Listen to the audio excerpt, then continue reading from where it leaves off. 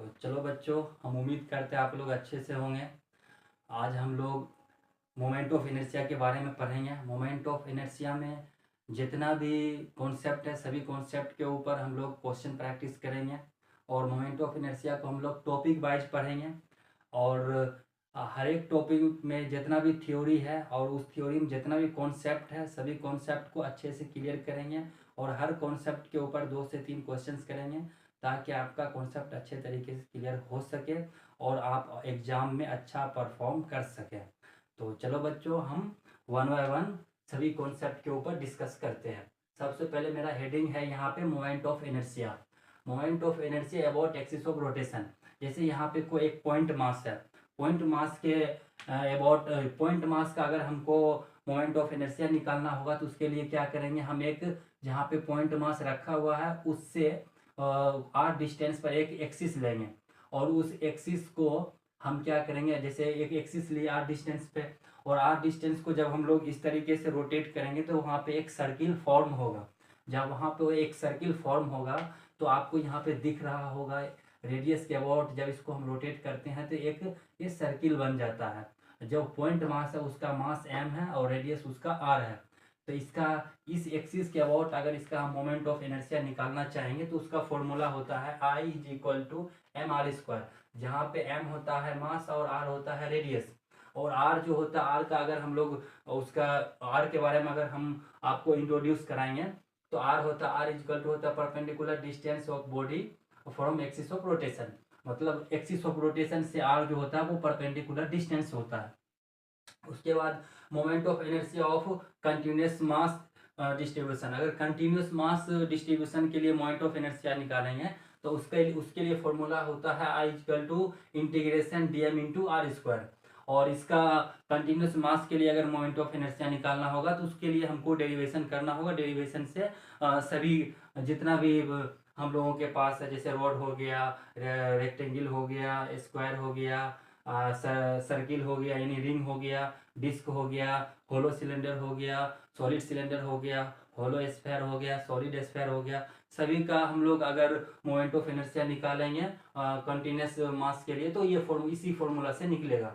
तो अगर हम लोग वन बाय वन करके देख लें एक बार, जैसे कि यहाँ पे है एक पॉइंट नंबर 1 में है रोड। पॉइंट नंबर 1 में रोड है, रोड का मास m है, लेंथ l है। इसका अगर मोमेंट ऑफ इनर्शिया निकालेंगे तो about perpendicular bisector, perpendicular bisector के अबाउट निकालेंगे तो I equal to m l square by 12 होगा। और ये जो आता है ये डेरिवेशन से आता है।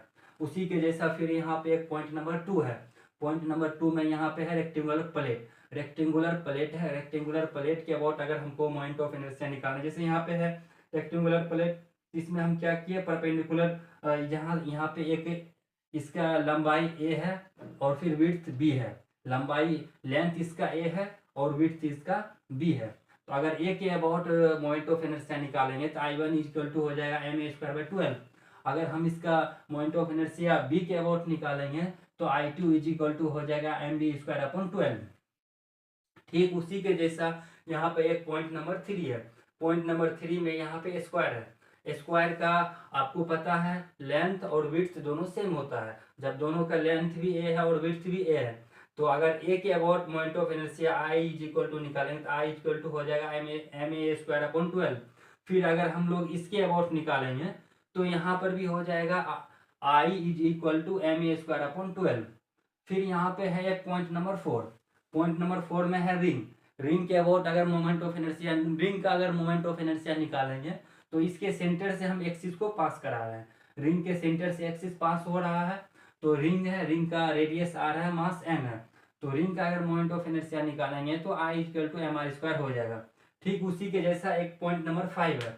पॉइंट नंबर 5 में यहाँ पे है डिस्क। डिस्क का अगर मोमेंट ऑफ इनर्शिया निकालेंगे तो I इज इक्वल टू हो जाएगा एम आर स्क्वायर बाई 2, जहाँ पे R रेडियस है और m मास है। तो हम उम्मीद करते हैं आपको यहाँ पे 4 पॉइंट में हम जितना भी कॉन्सेप्ट समझाएं आप लोगों को समझ में आया होगा और आप लोग अच्छे समझ गए होंगे। और इसी कॉन्सेप्ट के बेसिस पे कल कल हम लोग इसके ऊपर क्वेश्चंस करेंगे ताकि आपका अच्छे से कॉन्सेप्ट क्लियर हो सके और आप मोमेंट ऑफ इनर्शिया का एप्लीकेशन करने के लिए भी अच्छे से सीख जाएंगे। और कल हम और भी लेंगे, जैसे आज हम लोग डिस्कस किए हैं रिंग के बारे में, डिस्क के बारे में कल हम लोग डिस्कस करेंगे, होलो सिलेंडर के बारे में, फिर सॉलिड सिलेंडर के बारे में, ठीक उसी जैसे होलो स्फीयर के बारे में, फिर सॉलिड स्फीयर के बारे में, सभी का हम लोग मोमेंट ऑफ इनर्शिया जानेंगे और उसी के बेसिस पे फिर क्वेश्चंस प्रैक्टिस करेंगे ताकि आप लोगों का कॉन्सेप्ट अच्छे से क्लियर हो सके और आप एग्जाम में अच्छा परफॉर्म कर सकें। ज़्यादा से ज़्यादा